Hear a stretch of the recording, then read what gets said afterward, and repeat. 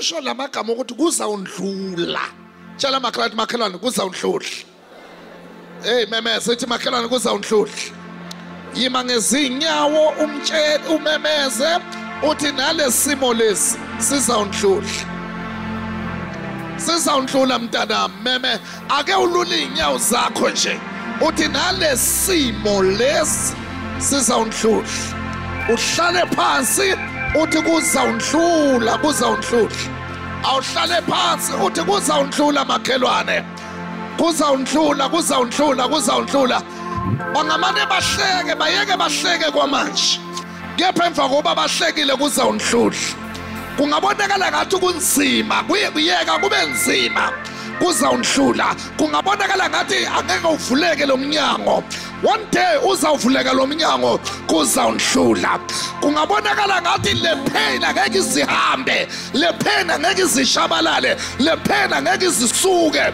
Kodwa ngizela kuzoprofeta ukuthi lo pain izawunyamalala, lo pain izawuhamba, lo pain izawuncibilika, lo pain izawushabalala, lo pain izawuhamba kuzawendlula. Hey nikhona enkonzweni abahleka wena bahleka umuntu ongahlekiswa ngaye, abadelela wena badelela umuntu orongo, ababhekela wena phansi babhekela umuntu ongabhekelwa phansi, ngoba lesimo obhekene naso sizawedlula. Somebody say amen. Hlala phansi kuzawedlula. Hallelujah. Kuzawenza njani? Kuzawendlula. Okwamanje usemjondolo, uhlala emjondolo. Kuzawendlula. Okwamanje awunamoto uhamba ngeenyawo. Bekezela nje uhambe ngeenyawo. Kuzawendlula. Okwamanje awutholi ngisho nabantwana bakubiza ngenyumba. Bekezela kuzawendlula. Okwamanje uhlala uthwala ama-CV uwafaka ngapha nangapha awubizwa ndawo. Kuzawendlula. Okwamanje ufundisa ingane ayisebenzi usazondla. Bekezela kuzawendlula. Inkosi nibusise. Qedile sambeli semakhaya. Kuzawenza njani? Kuzawendlula. Yonke into ya expire nale yakho into izawo expire.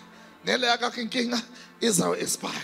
Nele yakho inhlupheko izawo expire. Nale sakho isifo sizawo expire. Phela ungakhohlwa ukuthi kunaJobe. Awuthi amen. Naye wake wabesenkingeni efana neyakho kwaphela. Khulumani ihlasi kwenza njani kwaphela? Memezane enkonzweni kwaphela. Go bahlekayo njengoba nawo bahleka namhlanje. Hey bakhuluma njengoba nawo bakhuluma namhlanje. Hey bahleba njengoba nawo namhlanje bakuhleba namhlanje.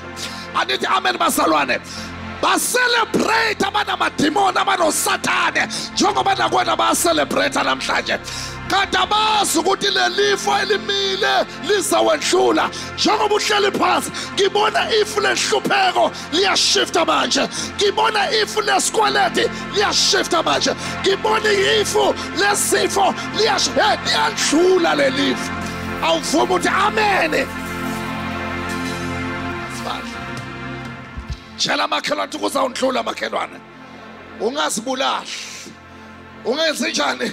Ungazibulali kuzawendlula. Hallelujah. Asithandazeni. Phakamisa isandla phezulu.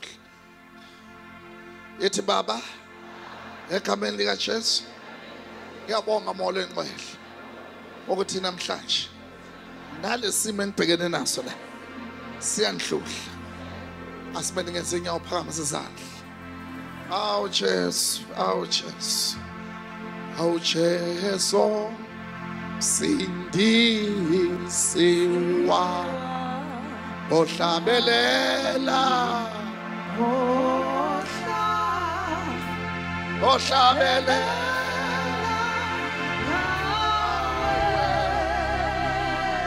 awasikho phakamisa isandla usho kanjani?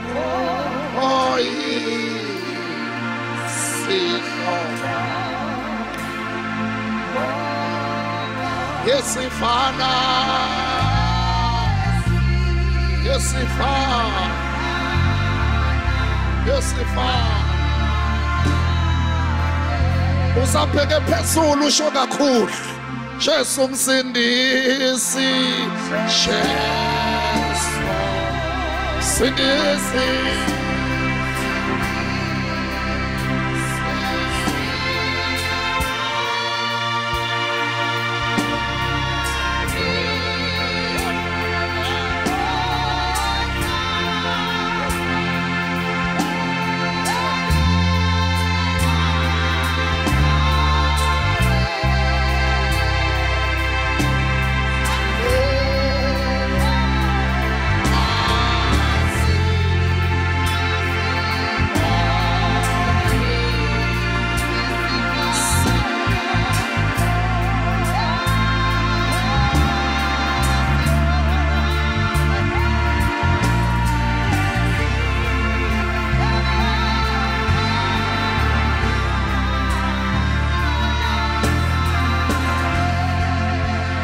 Awuphakamisa izandla uma ngithi thu ngiqala ushaye lesandla umemeza haleluya. Umsindo ozoba kuzawehlisa umoya. Ngithi 1 ngithi 2 awushaye izandla umemeza haleluya.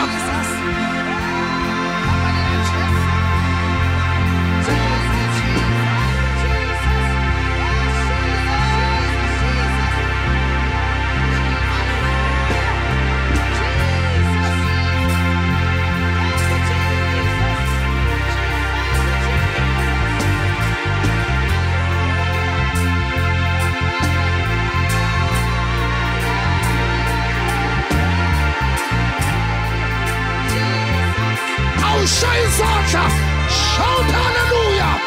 Call upon the name of Jesus. Call upon the name of Jesus. Call upon the name of Jesus.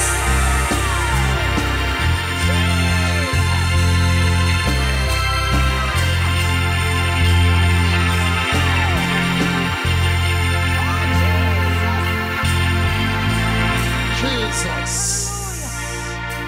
Apostle Ibn Lovu is inviting you to join him live on Facebook and YouTube on the 12th of May 2025 at 7 p.m. He will be praying for you and reading your prayer request. You will be given an opportunity to call and ask for prayers. Facebook and YouTube live on the 12th of May 2025 from 7 p.m. Shalom. Viewers at home, let us remember that Apostle Ibn Lovu is hosting prophetic key services in the month of May. Therefore, the apostle is sending Lady Apostle Umadube to the following places. On the 3rd of May 2025, the Lady Apostle will be hosting the prophetic key service in Kumbu at the Town Hall at 10 a.m. On the 8th of May, Lady Apostle will be in Middleburg at Adelaide Tambo. The service will begin at 10 a.m. We will be at the community hall. On the 10th of May, Lady Apostle will be in Emelo Church.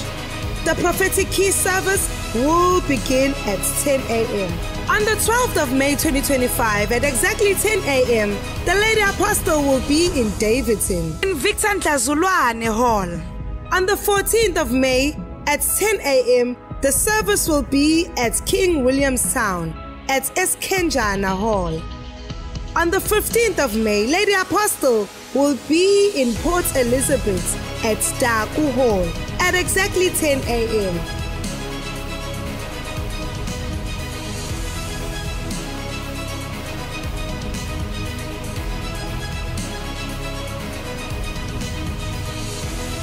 On the 17th of May, Lady Apostle will be in Eshowe at the Town Hall. The prophetic key service will begin at 10 a.m. People of Carolina, be ready, for the apostle himself will be coming to Carolina in full glory. He will be arriving at Eslobela. The apostle will be with you at 10 a.m. sharp at Slobela Hall on the 22nd of May. Then on the 30th of May 2025, we close it with Bulwa. Lady Apostle will be in Bulwa at the Town Hall at exactly 10 a.m. Bring portion of soil from your yard. Bring documents, CVs, IDs, bank card, whatever you need the Lady Apostle to bless for you. Inkonzo enkulu yokukhulekela imindeni. Baba umpostoli uyasimema uyasibiza sonke ukuthi asipheleleni khona lapha yana eDurban ku number 425 West Street ngesikhathi sika 10 o'clock ekseni. Yilapho ubaba umpostoli ayobekhulekela imindeni. Ibhlungu into enzeke emndenini kubhlungu ukuthi nibe umndeni ongezwani, umndeni oxabanayo. Uthola ukuthi emndenini kuphumelela umuntu munye cha bonke abaphumeleli. Bonke izinto zabo zivalekile. Nithole lezo simo lezo sesinifake ekutheni anisakhulumisani anisangenelani. Kubhlungu ukukhulisa abantwana abangakwazi ukulalela njengomzali. Yingakho ke yathi ubaba umpostoli ngesonto ekseni ngaqala ulenza iphutha. Uyakucela ukuthi wena butha wonke umndeni wakho sizohlanganyela kule nkonzo ngo-10 o'clock ekseni eThekwini. Kanti abantu baseJohannesburg nani ngiyobe nginilindile lapha enumber 39 School Street. Yilapho sobe sithi amathambo kaHezekiya awahlangane, imindeni ayizwane, imindeni ayiphumelele. Bese kuyothi ngaye umhla ka11 abantu base Edendale, abantu base Pietermaritzburg abamlindele ubaba umpostoli ekseni ngo7. Yiyo lenkonzo yokukhulekela imindeni. Yenzani show ukuthi uza nomndeni wakho niyaphelela enungayishiyi inhlabathi yasekhaya. Kanti abantu base Soshanguve namaphethelo ngiyobe nginani ekseni ngo8 ngizele khona ukuzokhulekela imindeni. Kanti ke nakuwo wonke amasonto kababa umpostoli lenkonzo yokukhulekela imindeni iyobe iqhubeka eNelspruit, iyobe iqhubeka ePort Elizabeth, iyobe iqhubeka eMelo nakuwo wonke amabandla kababa umpostoli. Vukela esontweni eliseduze nawe ngayo umhla ka11 May yobe kuyona lenkonzo yokukhulekela umndeni. Phatha impahla zabathandiweyo bakho, baphathe labo khona ukubaphatha, sihlanganyele kanye nawe sikhulekele ikhaya lakho. Kanti ke abantu bakamhlushwa abangilindele ngiyeza lapha esontweni lethu kodwa ngiyofikela lapha kwaMhlushwa Community Hall, ngiyofikele eholweni, ngiyobe ngikhona ekseni ngesikhathi sika 10 o'clock ngizele khona ukuzokhulekela yona imindeni ngayo umhla ka18 kuMeyi. Bese kuthi ngomhla ka25 ngiyobe nginani abantu basepulekwane ngithi imindeni ayihlangane, imindeni ayiphakame. Angeke ukuthi lento ebiyenzeka kogogo bakho iqhubeke yenzeke kuwe. Angeke lento yenzeke kuwe iqhubekele izizukulwaneni sabantwana bakho. Sithi iqalekiso zomndeni ayinqamuke, imindeni iphakame, asihlangane khona. Shalom Christian Fellowship Ministries, under the leadership of Apostle Ipin Ndlovu, has launched an online store making it easy for you to receive your prophetic material at your doorstep. In and out of South Africa, distance is not a barrier. All you have to do is log into our store on www.shalomonline.co.za. Select your product, view your cards, and enter your name as well as your address. Pay directly on our website and your order will be delivered to you. For any delivery problem, call our call center which is available 24 hours on 087 551 3462. Please double check your address when placing your order to avoid confusion. Be on alert for scammers. Only use websites which is mentioned above. Shalom. Apostle Ipin Ndlovu will be hosting Super Tuesday and Wednesday services. On the 20th of May, the Apostle will be hosting a Tuesday service at the Durban Church branch. Uyobe enza inkonzo yabantu abangahambi. Then on the 21st of May 2025, the Apostle will be hosting the very same service at the Pietermaritzburg branch at 10 a.m. If you have difficulty in walking or know anyone who is facing a challenge with walking or have very painful feet, bring them to these services on the 20th of May if you are around Durban, or if you are around Pietermaritzburg, bring them on the 21st of May 2025. Both these services will start at 10 a.m. in the morning. Don't miss out. Shalom. Ngifuna ukuphakamisa ukugcobo lika baba umpostoli noma umpostoli ngoba ngolesihlanu umhla ka2 khona itoho ngiyoqala kulona kanye nengane yami sobabili. Bazalwane afika la ekhaya last year ngoJanuary. Ngaqala ukusebenzisa izinto zala ekhaya angifunda imatric qala ngoJanuary ngangigula ke bazalwane kuthi njalo bengabe ngiyobhala ngigula ngiwa yabo ngiphathwe ekhanda ngabhale ngize ngigodukiswe nasesikoleni kuthe last day ngo June ngeza la ekhaya ke ngalandela uma ngeza ngale ekhaya ngafika ngathenga iproduct ngafika ngathenga usawoti ngathenga nekhandlela nepain bazalwane ngathi ngiyobhala bazalwane ngageza ngawo usawoti and ngithe ngibhala bazalwane kwangaba khona lutho akuzange ngiphathe ikhanda angizange uleke ngabe mina nje ngabhala kahle ngaphasa futhi ngizobonga nje kakhulu kuthe ngoNovember sengibhalela ifinal bazalwane ngaphuma no diploma bazalwane ngiyabonga kakhulu ngiyabonga bazalwane mina ngifikele ekhaya ngigula bengiphila ngokugula usuku nosuku kwenzeka lishona ilanga ungakwazi ngisho ukuvuka ngathanazela nje ubaba umprofeti wangibeka izandla ngaphila njengoba ngikwazi ukuhamba namhlanje bengiphathwa ikhanda zonke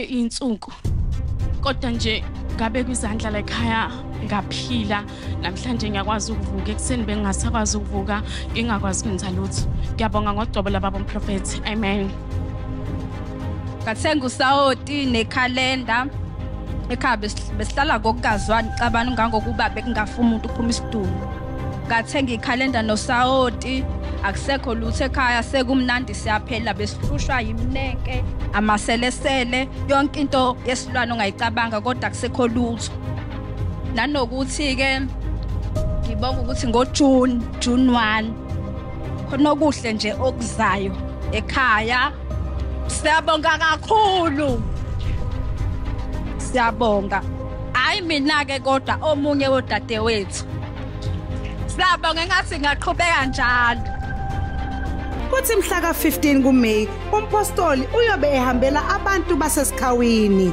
uyofikela eNew Hall eduze naseThokoza Clinic ngo-10 ekseni imithandazo yenu isizwakele bantu bakwaNzimakwe umpostoli uza kunina ngomhla ka-16 kuMeyi 2025 uyofikela khona lapha eLatshota Community Hall inkonzo iyoqala ngo-10 ekseni mase kuthi mhla ka-17 kuMeyi 2025 uyofikela khona lapha eGreytown eKing Edward Ground inkonzo iyoqala ngo-10 ekseni le mimoya elapha kulela khaya lakho seyiphelelwe isikhathi kuzojika izinto empilweni yakho obekuboshwa abathakathi kuyoqaqeka le mali engahlali ekhaya lakho lezinto ezihamba phezulu kwendlu yakho lo muzi wakho othi uyawakha awupheli usuhambe kakhulu ukhipha imali kodwa awunasixazululo phatha u500 rand umpostoli uyokunika insebenzo ezokusiza ikuxoshele nale moya ehamba kulela khaya lakho woza kule nkonzo umpostoli uyokukhulekela akhulume nesibusiso phezulu kwakho wena uyophumelela phatha umhlabathi wakho wasegcekeni umpostoli akhulule ikhaya lakho ungakhohlwa ukuthi ikhona i1-on-1 mawufisa ukuhlala phansi nompostoli ukhulume ngesimo sakho akuhlolele ngokwakamoya mawudinga eminye imininingwane fonela i-call center yethu inamba zikhona ku-screen shalom akekho umuntu obaluleke emhlabeni njengomuntu wesifazane namuhla kunamakhaya kunemindeni kungenxa yomuntu wesifazane kodwa futhi akekho umuntu othwele nodonsa kanzima njengomuntu wesifazane akekho umuntu onyatseka nocindezelekayo njengomuntu wesifazane ingakho ke ngiyakumema kule conference yabantu besifazane engihlelile engithi buya mama buya sisi wami buya dadewethu buya mntwanami sizophakamisa into yakho sihlale sonke ubusuku bonke silungisa isimo sakho ngiyobe ngikhona ke ngaye umhla ka30 lapha ya eThekwini lapha yana ebandleni lethu e425 West Street ngesikhathi sika 6 kuyoze kuse ekseni yilapho siyobe sikhuthazana khona njengabantu besifazane sicushisana ngendlela eya empumelelweni sicushizana ngendlela yokuphuma ezimene sesibhekene nazo othola ukuthi zisidonsela emuva empilweni ngayo umhla ka30 kuyobe kulesihlanu ngiyacela ungahlali ekhaya whether ushadile noma ushadanga whether umfundisi noma umamfundisi noma umprofetikazi lenkonzo ngiyenzele wena yokuthi size sizobamba isandla sakho sikonyule kulomgodo ongene kuwona size sizobamba isandla sakho sithi impilo iyaqhubeka iyaphambili kanti abantu baseGauteng namaphethelo abangilindele bona ngiyeza ngizobe nginani ngo-10 o'clock ekseni ngaye umhla ka-31 May ngiyobe ngikhona lapha ya enumber 39 School Street sithi alihlobo imqhele yethu asilungisana imqhele yethu kule nkonzo kule Women's Conference ka-2025 kanti ke nani bantu baseNaspoti ngiyobe nginani ngayo umhla ka-9 May kuyobe kulesihlanu ngiyofikela khona lapha yana esontweni lethu leli lapha ngakwi-base army yamasoja ngaso isikhathi sika-6 ntambama kuyoze kuse uhleli noMadube angeke uhlale nami impilo yakho i-remain the same kanti ke ngiyoba nalo ithuba le one on one nabo abantu besifazana bathi mama sifuna ukuhlala phansi nawe cubungule isimo sethu sikamoya fonele call center njengamanje ubhuke isikhala se one on one yakho asipheleleni sihlangane khona. Lady Apostle Ndlovu uMadube is bringing you mirror services in the month of June, alongside with the one and only Apostle Ipin Ndlovu. On the 7th of June, the Lady Apostle will be in Randfontein at Ramusa Hall at 10 a.m. On the 12th of June, the Lady Apostle will be in Klerksdorp at Joburton Hall at 10 a.m. On the 13th, the Lady Apostle will be in Vereeniging. She will be arriving at Solto Deity Hall at 10 a.m. Then on the 14th of June, the Lady Apostle will be hosting the mirror service in Rustenburg. She will be in Tlhabane Hall. Then on the 19th of June, the Lady Apostle will be in Kwanongoma at the Multi-Purpose Hall at exactly 10 a.m. On the 20th, the Lady Apostle will be in Bazwane at the Multi-Purpose Hall at 10 a.m. Then on the 21st of June 2025, the Lady Apostle will be in Mduba at the Town Hall. The service will begin at 10 a.m. People of Potchefstroom, be ready to receive the Lady Apostle. For on the 27th of June 2025, she will be hosting the mirror service in Potchefstroom at Borough Grounds. The service will begin at 6 p.m. to 6 a.m. in the morning. It will be an all-night prayer. Then on the 28th of June, the mirror service will be in Stanger at the Town Hall. The service will begin at 10 a.m. Don't miss out. Don't forget to bring a small mirror when coming to the service for the Lady Apostle to disconnect you from any monitoring spirit. You can also register for a one-on-one session when you arrive at the service. For more information, call our call centers. Numbers are on your screen. Shalom. Apostle Ipin Ndlovu is inviting you to join him live on Facebook and YouTube on the 12th of May 2025 at 7 p.m. He will be praying for you and reading your prayer request. You will be given an opportunity to call and ask for prayers. Facebook and YouTube live on the 12th of May 2025 from 7 p.m. Shalom. Hlala phansi endaweni yakho. Ispirit asingilande. Kwenzeke nonyaweni ma. Lovelelwa ivuvukalela. How long? Ungakhona kuphakama mama ngibona ukuthi uhamba kanjani. Kunzima ukuphakama.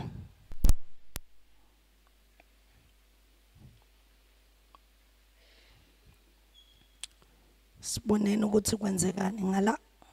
Thank you. Oh, kufanele uphinde ube nenduku. So induku yenzani? Yakbalance. Ikunikeza amandla ngoba nawe uyihambela wena wedwa. Angikwazi. Awukhona. Hamba ngenduku yakho ngibona ukuthi uhamba kanjani ma. Hamba nje, hamba nje. Hamba nje ngizobona ukuthi uhamba kanjani. Sibhekene nesimo esenjani. Hamba nje mama.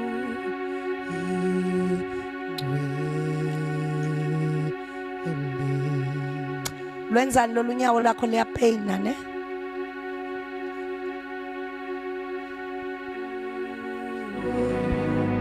Yalapha kumama. Yalapha kumama. Chika ma. Alright, khuluma nami ke ma. Asikhulumeni. Ngikubonile ukuthi uhamba kanjani, uhamba kanzima kumele ubalance ngenduku. Right now njoba ngikhuluma nawe, ipain ikuphi? Ila. Ihleli lapho. Yebo. Kuvele kwayijikela kwabanje. Yebo. Sawunesikhathi esingakanani kulesimo? Elesithathu lesonto. Elesithathu lesi. Yini esanda kwenzeka? Elesithathu lelisonto. Yebo baba. Uyile kudokotela? Ngavuka ngolesibili ngaya kumsomluko. Wayesethi ubonani dokotela? Ay, angazi asho ngolutho. Naye ufike waxakeka. Yebo. Bengekabone lutho umuntu wenkosi. Mara ke ngixoxela istory ngawe. Yebo. Wena uphilisani kahle nabo makhelwane bakho? Yebo kunjalo. That is why Silas khona. Kunjalo ba. And lento bakubekele yona egedeni, uyinyathele egedeni. And if you can remember, lento yenze uthena unyathele, wezwa ngathi uyenyela. Yebo kwaba njalo ngempela. And ngalesikhathi uzwa ngazathi uyenyela. Lolu nyawo lakho balithathile bebele ukukhongozele ngebhodlela. Balifaka phakathi ukuze libole lube kanje. Amen. Aim ukuthi lolu nyawo linqunywe. Lolani izandla zenu kuya. Angiqale lapha egedeni lakhe. Lento le ngoba isasekhona, and every time you go in and go out still uyanyathela lento. That's why unyawo lakho luba worse and worse, worse and worse, worse and worse. Uzophila namhlanje. Le ndlela abakubona uphuma ngayo bazomangala indlela ozobuyela emuva ngayo. Jesus. Boze sizosebenza kahle. Step number 1, icathulo zakho isale phansi.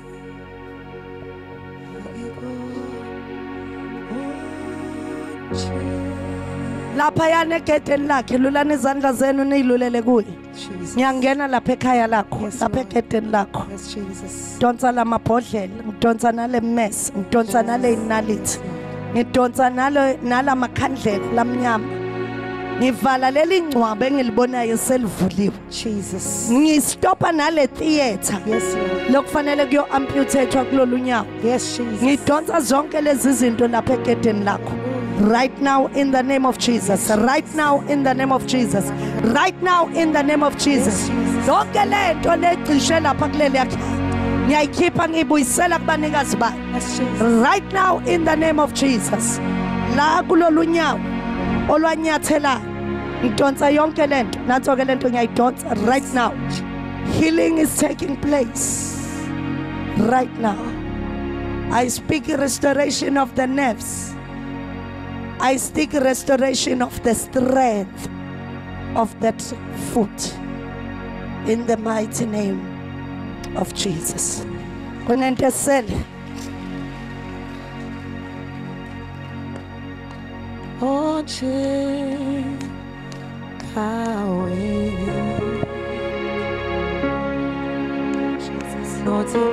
Mighty name.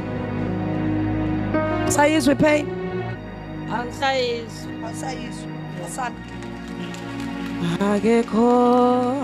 Come on, somebody clap hands for Jesus. That's the power of the Holy Spirit.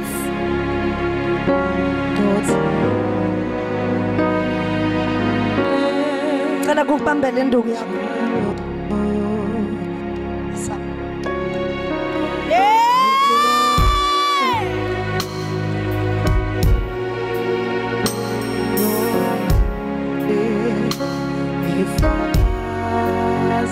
Sewuyakhala mfethu. Asam. This lady fell. Look at that. Look at that. Look at that. Strength is back. There are tears of joy. Tears of joy. Asamba. Asambe mama. Glory, glory, glory, glory.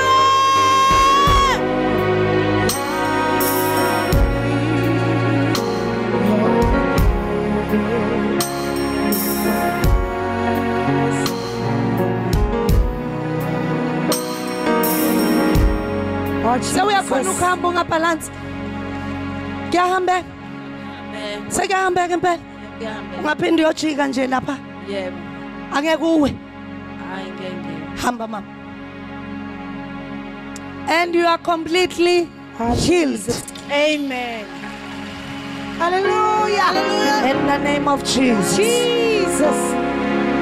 In the name of Jesus. Inkonzo enkulu yokukhulekela imindeni. Baba umpostoli uyasimema uyasibiza sonke ukuthi asipheleleni khona lapha yana eDurban ku number 425 West Street ngesikhathi sika 10 o'clock ekseni. Yilapho ubaba umpostoli ayobekhulekela imindeni. Ibhlungu into enzeke emndenini kubhlungu ukuthi nibe umndeni ongezwani, umndeni oxabanayo.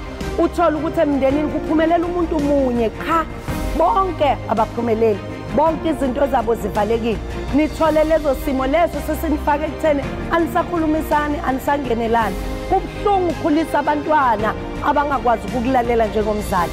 Yingakho ke yathi ubaba umpostoli ngesonto ekseni ngaqala ulenza iphutha. Uyakucela ukuthi wena butha wonke umndeni wakho sizohlanganyela kule nkonzo ngo-10 o'clock ekseni eThekwini. Kanti abantu baseJohannesburg nani ngiyobe nginilindile lapha enumber 39 School Street. Yilapho sobe sithi amathambo kaHezekiya awahlangane, imindeni ayizwane, imindeni ayiphumelele. Bese kuyothi ngaye umhla ka11 abantu base Edendale, abantu base Pietermaritzburg abamlindele ubaba umpostoli ekseni ngo7. Yiyo lenkonzo yokukhulekela imindeni. Yenzani show ukuthi uza nomndeni wakho niyaphelela enungayishiyi inhlabathi yasekhaya. Kanti abantu base Soshanguve namaphethelo ngiyobe nginani ekseni ngo8 ngizele khona ukuzokhulekela imindeni. Kanti-ke nakuwo wonke amasonto kababa umpostoli lenkonzo yokukhulekela imindeni iyobe iqhubeka eNelspruit, iyobe iqhubeka ePort Elizabeth, iyobe iqhubeka eMelo nakuwo wonke amabandla kababa umpostoli. Vukela esontweni eliseduze nawe ngayo umhla ka11 May yobe kuyona lenkonzo yokukhulekela umndeni. Phatha impahla zabathandiweyo bakho, baphathe labo khona ukubaphatha, sihlanganyele kanye nawe sikhulekele ikhaya lakho.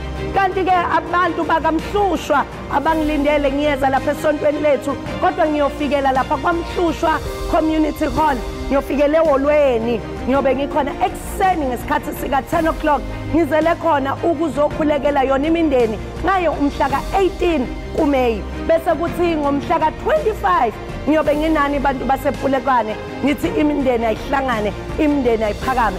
Angeke ukuthi lento ebiyenzeka kogogo bakho iqhubeke yenzeke kuwe.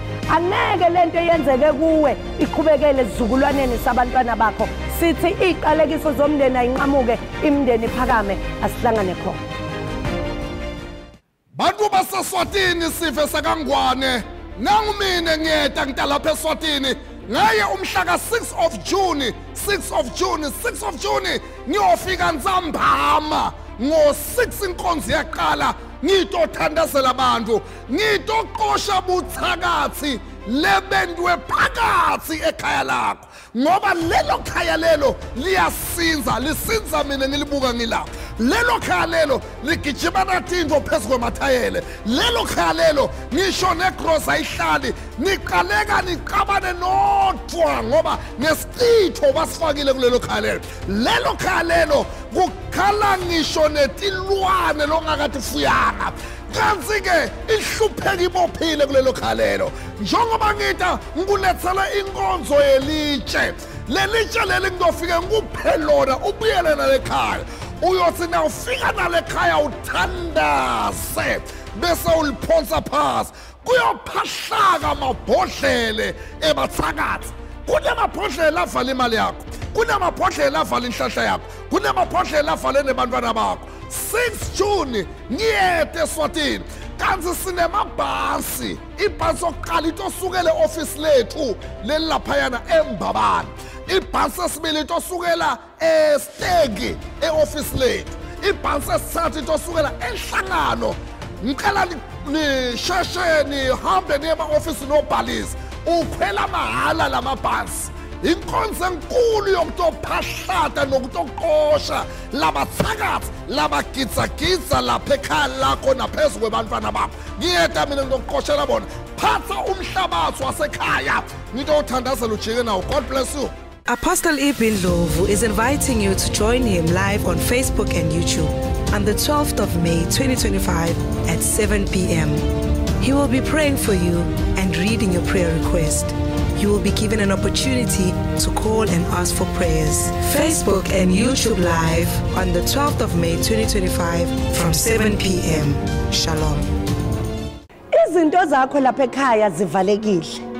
Sewuzamile na uthi uvula lokhu kuvaleka lokhu. Na uthi wenza lokhu kuyamoshakala.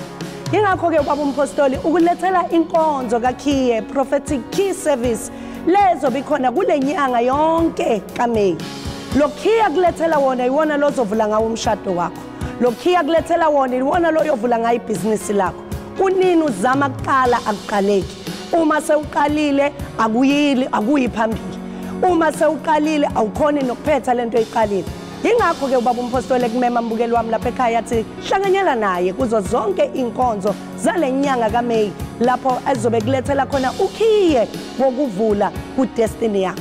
Abantu basengwavuma naba bamlindela umpostoli ngayo umhla ka9 kuyona lenyanga kaMeyi nakhona kuyobe kuyinkonzo yobusuku bonke la athi umpostoli akuqaqeka maketango kuvuleke izinto zakho abaphumelele phela labantwana sebefundile baqedile kodwa umsebenzi abawutholi woza kule nkonzo ye prophetic key bese kuthi abantu base Bakersford ngayo mhla ka23 abamlindele ubaba umpostoli uyobe khona lapha eTubathi Plaza nakhona kuyobe kuyinkonzo yobusuku bonke. Ngicela ungaphuthelwa ile nkonzo nazi ezinye indawo ubaba umpostoli azoyihambela. Abantu base Witbank uyobe khona lapha eLinville Community Hall ngaye umhla ka29 kuMeyi ubaba umpostoli abamlindele. Kanti abantu base Mariti Stadium na kanjani ngiyacela bantu base Calcutta abantu base Bushbuckridge akhona uKaizer View asipheleleni lapha eMariti ubaba umpostoli asilethele wona lokhiye wokuvula izinto zethu. Kanti naye phuma lapho uyobe seyakhona engodini kwaBhokeni ngaye umhla ka31 ubaba umpostoli uthi akuvuleke izinto zakho ukulethele lesikhiye sempumelelo. Bese kuthi abantu base Phalaburwa Community Hall uyobe khona ngaye umhla ka24 kuyo inyanga kaMeyi. Ungaqali uphuthelwe bese kuthi nabo abantu base Kokstad abamthole ubaba umpostoli ngomhla ka3 kuMeyi inkonzo yokuvula uyobe kulungisele yona le package yakho ka500 rand ulungisa nje lo mnikelo ka500 rand uhamba kanye nalokhiye uyowuthola phakathi kwipackage yakho wokuvula izinto zakho. Your life will never be the same again.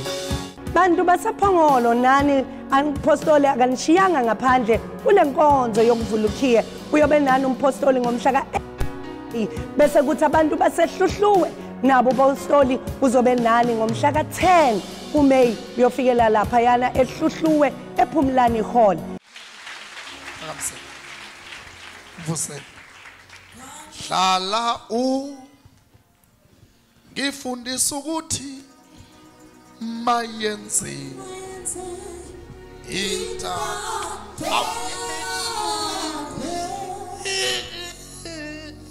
ayiphohle lento ngithi ayiphohle kakhulu niyaphuma la kuyi hayi wena man akufuni ukuphuma awufuni akufuni ukuphuma uzomenzani ngizovala amadlebe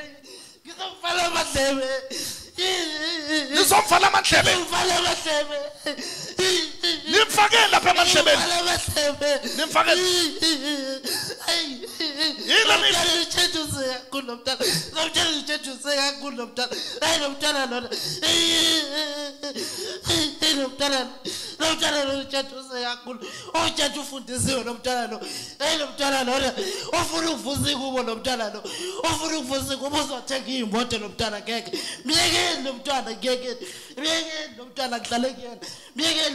umfazi noma indoda noma isilwane wena Uyini wena? Uyena uphilisa. Ngithi uyini man? Ngiphila ngengqolo bakina lo mntwana lo. Ubani wena? Ngithi ubani wena? Ngimla ngihambe mina. Ngimla gogo. Ngiyashisa manje. Gogo mina. Ugogo. Gogo. Waye umfana amandla. Gogo omncane mina. Waye umfana amandla. Mina ngivumi lo mntwana. Waye umfana amandla. Mntwana ngifuna mina lutho. Angifuna mina lutho lo mntwana we. Ngiyafuna mina lutho lo mntwana lo. Ngeke ngiphume. Umfala amandlebe. Umfala amandlebe. Ngifala amadlebe nje lo mntwana. Ngeke mina ngiphume kuyena. Lanisandla senu.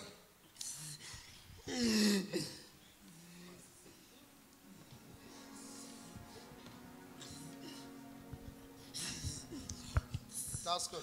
Lulani sandla senu kuyi. Bambele izinyawo lephansi. Okay, bambe izinyawo, akasuke. Bambe inyawo, mphe mic. Lulani sandla senu kuyi. Shashani phumela kuyi. Lethe hambani. Ayibonde lethe na. Akhulumani. Ngamani. Senamini. Ngihamba ngemfuleni. Ngiyohlala emfuleni. Wena uzohlala emfuleni uyisilwane yini? Ngiyohlala emfuleni. Uyini? Ngiyohlala emfuleni lengabe kwakhona. Ngiyohlala emfuleni lengabe kwakhona. Uyini wena? Ngeke mina. Ngogogo mina. Ngeke ugogo ohlala emfuleni. Ngabe kwemfuleni nje. Angisabe kwemfuleni ngeke ngiyenda. Ngiyohlala emfuleni. Ngiyahamba. Uyahamba manje? Ngiyahamba. Ungaphinde ubuye ke. Awavuleke amandla. Ngiyohlala emfuleni. Ngeke. Kanti umuphi lo mfulo? Wangakuphi lo mfulo ohlala kona? Ungahlehli manzini. Wangakuphi lo mfulo ohlala kona? Hey, ngehla kwasekhaya. Wangenhla kwasekhaya. Ngeke ngohlala emfuleni. Ngeke. Khiphani ke into senu. Ngeke. Nalezi lapha emadlebeni. Hamba ngiyohlala emfuleni. Emadlebeni bomfakele. Bengimvala amadlebe. Umvale ngani? Umvale ngani? Bovale ngani labandlebe? Tetheleni phume lento. Khiphani lezi zinto ezilapha emandlebeni. Khiphani lento lapha emandlebeni amanzi. Faki mic. Khiphani lento lapha emandlebeni. Khipha. Faki mic. Khipha lento lapha lamandlebe. Khipha. Take it out. In the name of Jesus.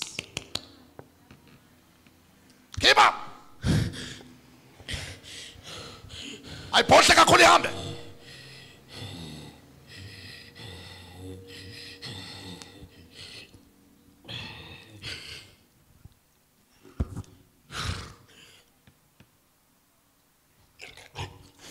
Ayiphohle hamba.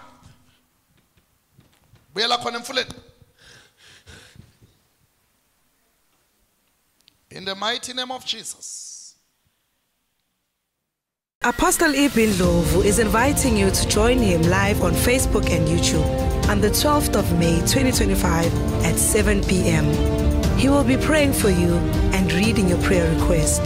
You will be given an opportunity to call and ask for prayers. Facebook and YouTube live on the 12th of May 2025 from 7 p.m. Shalom.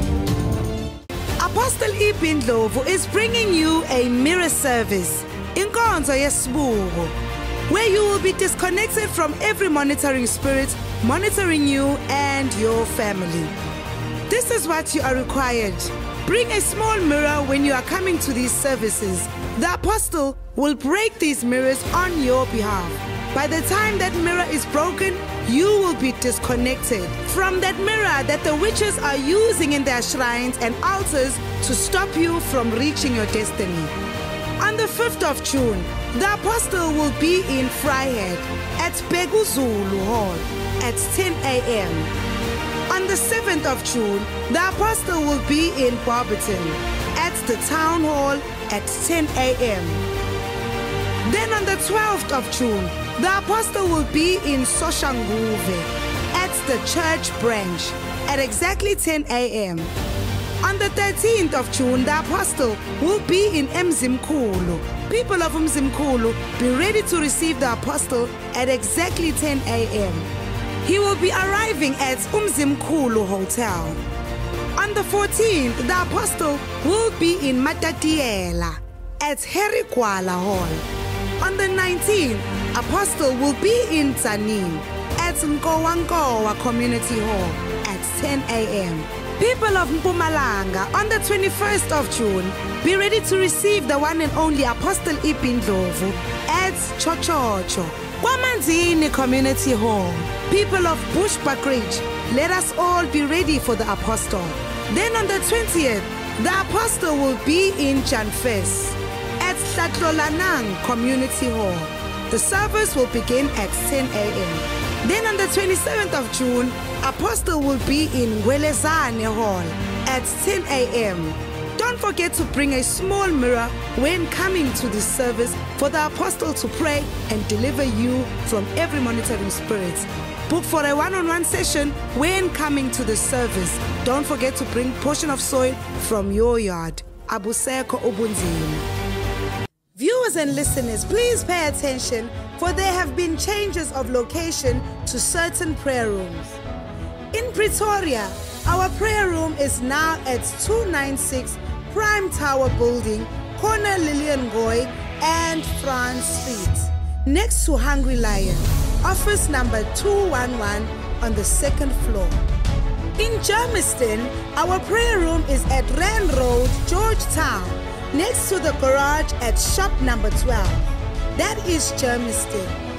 Then in Newcastle, our office is now at 69 Scott Street, next to Home Affairs, office number 5. We are no longer at office number 4. Do visit our prayer rooms, state your situation, and our prayer room coordinators will gladly assist you. For any more information, call our call centers. Numbers are on your screen. Shalom. Uthi ubaba umpostoli angeke imehlule lento abakwenze yona. Uma asho kanjalo, ngikhumbuza wena mbukeli wami lapha ekhaya ukuthi ubaba umpostoli sewuyatholakala njalo ngoLesibili lapha ya ku number 425 West Street at Durban ngo-10 o'clock ekseni. Inkonzo zangoLesibili seyibuyile, inkonzo yokuthandazela abantu, inkonzo yokuphulukisa abantu, inkonzo yokukhipha imimoya kanye nazo ilwane ehlasela abantu ngoLesibili. Kanti ngoLesithathu abantu base Pietermaritzburg namaphethelo nabo bayakwazi ukumthola ubaba umpostoli ngaso isikhathi sika 10 o'clock ekseni. Bese kuthi ke ngamasonto hlanganyela kuwo wonke amabandla kababa umpostoli ngoba angeke ube isikhuni esivutha sodwa. Ngiyacela ke mbukeli wami ungabulawa izinhlungu asihlangane khona.